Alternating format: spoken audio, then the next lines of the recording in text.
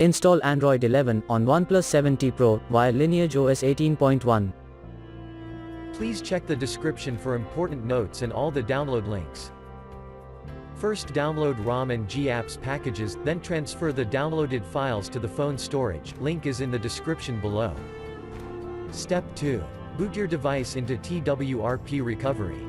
Once in TWRP, click on Wipe, Advanced Wipe, and select the check boxes, as shown in the image, excluding internal storage.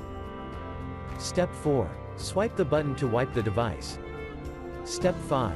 Go back to the recovery main screen, and tap on the Install button. Step 6. Navigate to the storage, and select the ROM ZIP file. Step 7.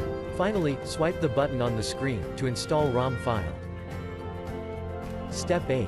Flash the GApps zip package, in the same manner. Step 9. After GApps flashing completes, select Wipe Cache and dalvik from bottom left side of screen, and swipe to wipe. Step 10. When the flashing process is complete, hit Reboot System. That's it, you have successfully installed the ROM on your device.